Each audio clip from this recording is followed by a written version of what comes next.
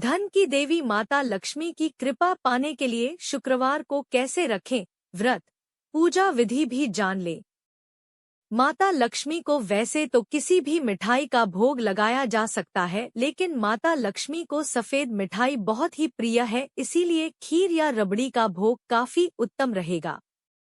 मां लक्ष्मी की कृपा जिस मनुष्य पर बरस जाए उसके वारन्यारे हो जाते हैं। ये चाहत तो सभी की होती है कि बैंक बैलेंस कभी खाली न हो, जीवन में पैसा इतना ज्यादा हो कि हर मुश्किल छोटी लगने लगे।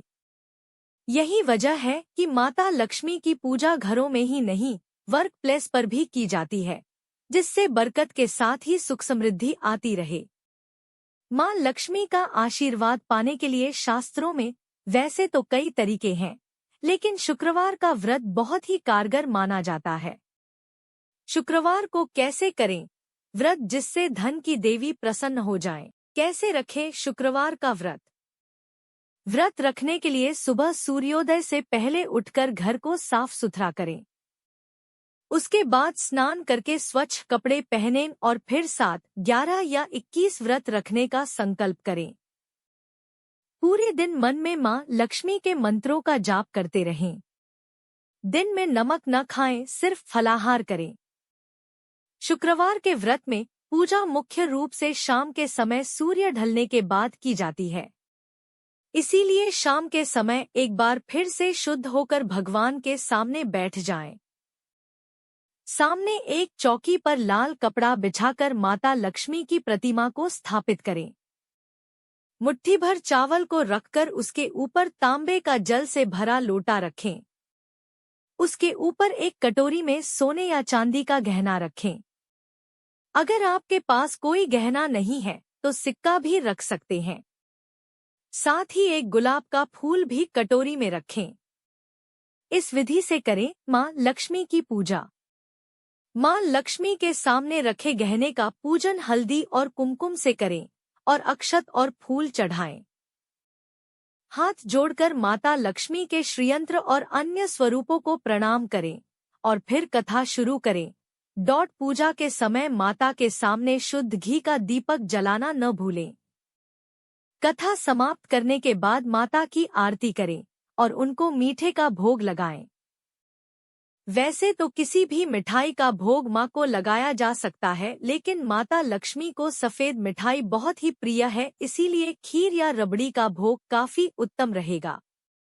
भोग लगाने के बाद हाथ जोड़कर मां के सामने अपनी मनोकामना पूर्ण होने की विनती करें। शाम के समय एक साथ सादा भोजन किया जा सकता है। इस तरह से पूरी श्रद्धा और भक्ति से व्रत करने से महालक्ष्मी प्रसन्न होती हैं और अपनी कृपा बरसाती हैं। कैसे करें व्रत का उद्यापन? जितने व्रत का संकल्प आपने लिया है उनके पूर्ण होने के बाद शास्त्रों में उद्यापन करना बहुत जरूरी माना जाता है। अगर कुंवारी लड़की व्रत रख रही है तो उद्यापन में कन्याओं को भोजन करवाना चाहिए। अगर सुहागिन महिला व्रत रखती है तो उद्यापन में 7 या 11 सुहागिन महिलाओं को ही बुलाना चाहिए। उद्यापन वाले दिन भी ऊपर दी गई विधि से माता की पूजा करें और फिर कन्याओं या सुहागिनों को भोजन कराएं। भोजन में खीर और नारियल का प्रसाद रखना न भूलें। उनको दक्षिणा स्वरूप वैभव लक्ष्मी व्रत की एक पुस्तक, नारियल का टुकड़ा, स्टील के बर्तन में खीर, कोई वस्त्र और रुपए दें। व्रत में इन बातों का रखें ध्यान।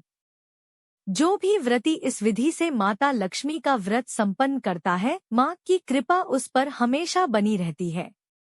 उस मनुष्य को कभी भी धन सौभाग्य की कमी नहीं रहती है। माता का यह व्रत बिगड़े काम बना देने वाला है। याद रहे कि व्रत के दौरान मन में किसी के लिए भी बुरी भावना नहीं रखनी चाहिए और न ही किसी की चुगली करें। पूरे सच्ची भावना और पवित्र मन के साथ व्रत रखें। इससे पूजा का शुभ फल मिलता है।